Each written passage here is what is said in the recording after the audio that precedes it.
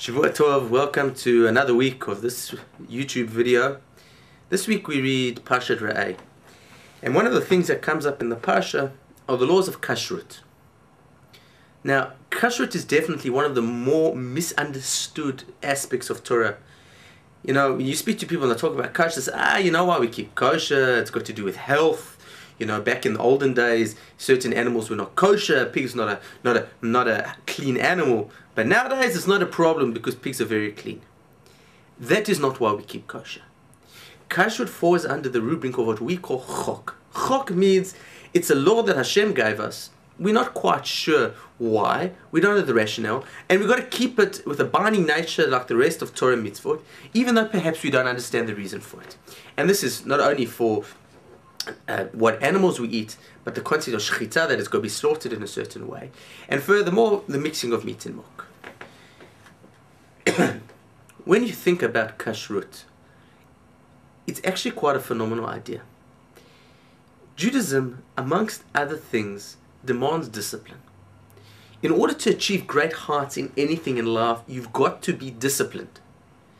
And one of the places, if you look at it, where we are probably the worst disciplined of everything we do in our life, is our approach to food. You know, whether it be the quantities we eat, the unnutritious, non-nutritious nature of the food we eat, or just free for all, and we eat whatever we can under the sun.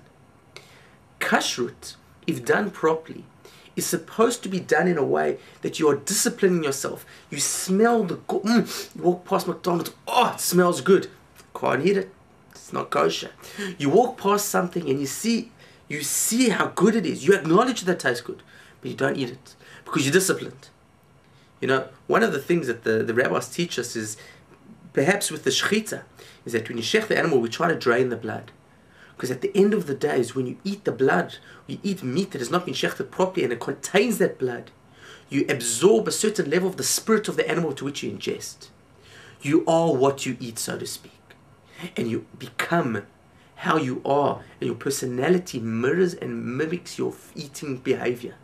If you're a glutton, if you just eat and eat and eat, and it's all you need to do in life is just satiate to fill your desires, then you're going to find other areas of life that your desires are going to be too difficult to control. Kashrut is a place where we come, and it's difficult. It's supposed to be difficult, but it's not impossible. Sometimes you might have to make certain sacrifices in other areas to keep kosher because it is slightly more expensive, or maybe a lot more expensive. But if it's a value, then there's a way of doing it. And what we're going to hopefully achieve by doing it is by challenging ourselves to put our desires under control and to learn to be disciplined. I wish you a fantastic week. Shavua Tov.